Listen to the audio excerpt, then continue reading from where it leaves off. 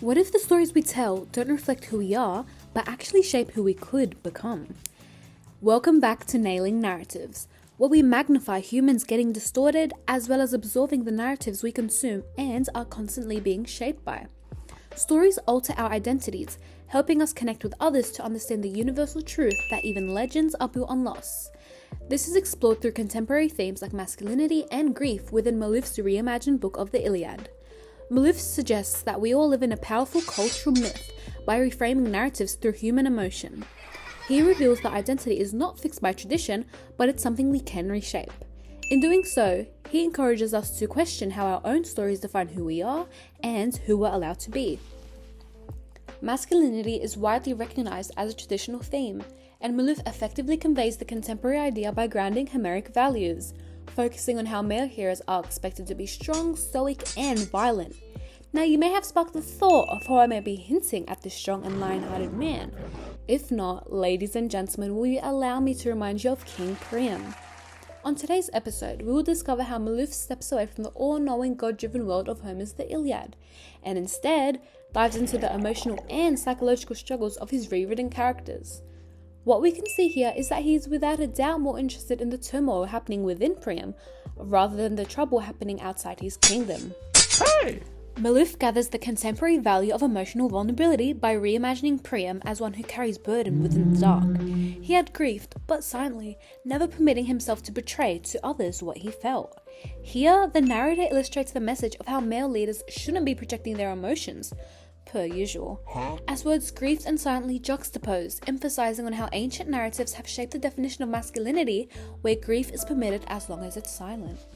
By reframing the Iliad, Malouf doesn't just reiterate an old tale, but retells it through a postmodern lens shaped by his own cultural context. When writing in the early 2000s, the aftermath of 9/11 and the rise of war on terror supported Malouf into responding to a world where the definition of masculinity was tied to violence control and nationalism. By highlighting Priam's emotions, Malouf critiques these traditional stereotypes, conveying contemporary themes of empathy and emotion, showing us how he has shaped ancient figures to symbolize humanity. Malouf reimagines ancient figures as reflective, consumed by questions of identity, legacy, and how they'll be remembered, showing how these shape their choices.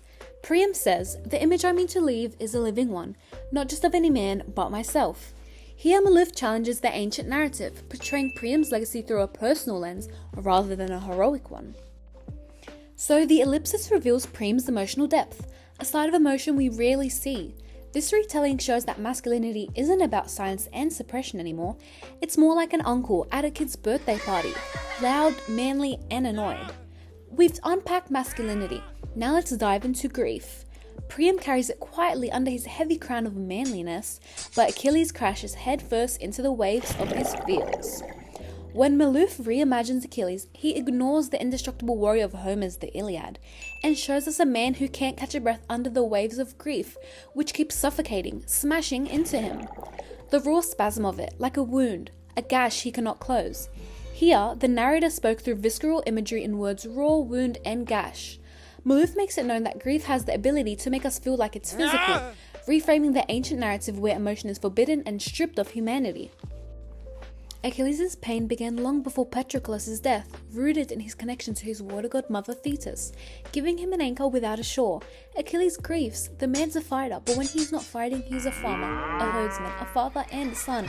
He weeps. Malouf isn't just character studying, he's reframing Homer's legend as human first, as the Polysyndeton builds his ordinary roles, enhancing his humanity. The sea, deep and endless, mirrors Achilles' grief, uncontrollable and all-consuming. Malouf shows that grief cannot be stopped, only felt, and it changes us rather than breaks us. He is obliged to break daily the crust of his old self-sufficient ways. This cracks open Homer's shelf, where male emotion was once forbidden. Through that broken shell, we finally see the characters clearly. That yes, they are epic, heroic, but more importantly, they are human.